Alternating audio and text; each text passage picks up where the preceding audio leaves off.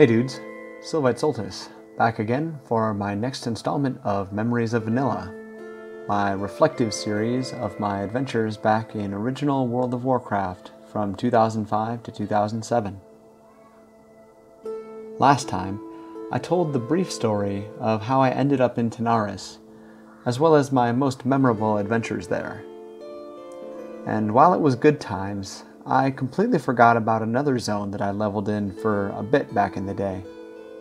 A foresty zone in the mountains nestled between Hillsbrad, Arathi, and the Alterac Mountains. The Hinterlands.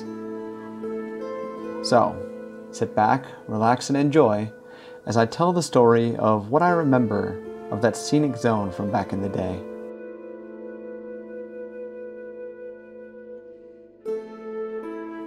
Honestly, I don't really remember the first time I went to this zone.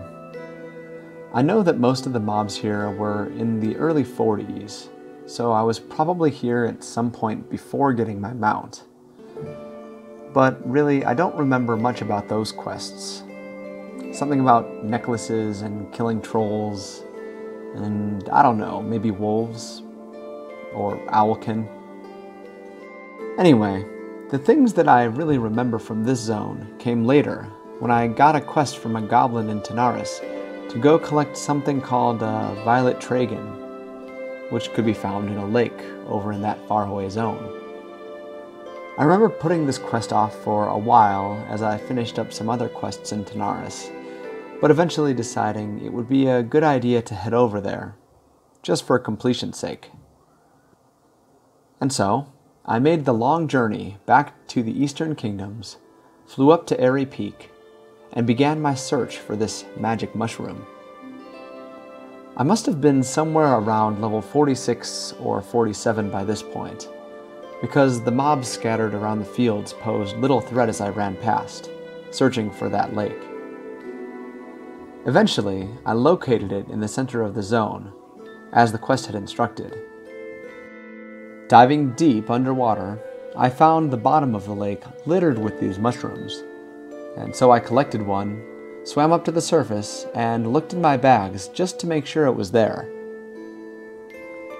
I scrolled over the new item in my bags and confirmed that I'd looted it.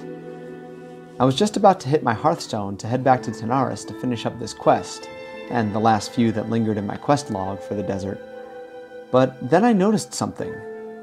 The item's use text. Don't eat me. Okay, so something bad was probably going to happen. But being 15 and curious, I couldn't just ignore this mushroom's text. After all, if something tells a teenager not to do something, well, what do you think they're going to do? So I clicked it. And panicked as I watched my health whittle away rapidly as a result of the potent poisoned effect. Frantic, I attempted to spam my flash heal button, but it was no use. I was in shadow form and couldn't cast holy spells. And so, I died. I ran back to my body, deciding not to repeat that same mistake again, and sat to eat and drink up to full. As I sat there, though, I noticed a group running over to some pyramid-like structure nearby, the Altar of Zul. And while I wasn't really sure what there was to do there, I wouldn't have to wait long to find out. Hey Sylvite, you're a priest. Would you mind coming and healing us for this? We're getting the Mallet of Zulfaric, one of the players whispered me as I dived back into the water to collect my mushroom.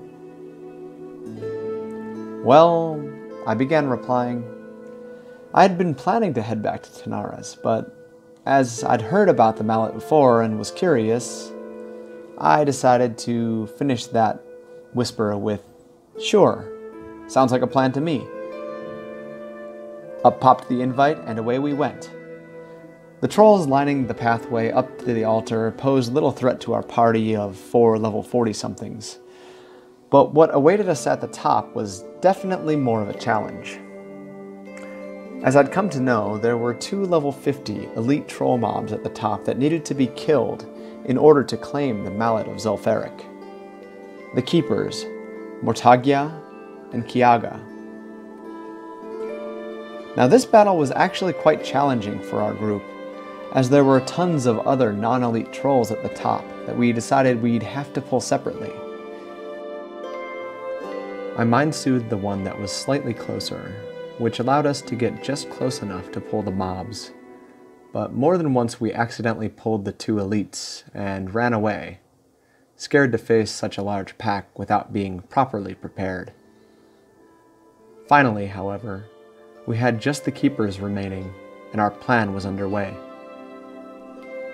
Our mage polymorphed the Keeper closer to the stairs, and we burned the other as fast as possible. I don't remember if she had any dangerous abilities, but with the careful pulling and crowd control, it ended fairly quickly. With her safely slain, we turned our attention to the other. All in all, the plan went swimmingly, unlike my plan to get the mushroom initially had. Anyway though, after both elites lay dead in front of us, we all looted their bodies. To my surprise, there was no Mallet of Zul'Farrak though. Only an item called the Sacred Mallet. Well, what about the Mallet of Zul'Farrak? I asked in party chat. Oh man, one of my groupmates replied. We were only getting started. I hope you enjoyed this tale of adventures in the Hinterlands. It's a zone that I honestly completely forgot about when I started this series, but a good one nonetheless. When I think back now on everything I did there, both these memories, the ones before, and many that came after, I really start to think that it's a bit of an underappreciated zone. Sure, it's not as forgettable as Desolus, but really, what is? Anyway though, that's it for today's installment.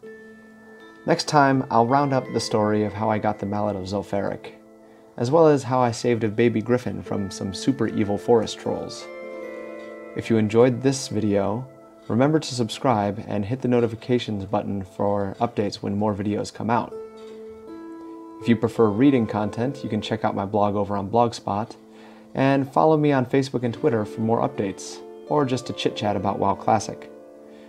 I'd love to hear your stories of the game back in the day as well, so feel free to leave a comment here or in any of those places. But anyway, for now, take it easy.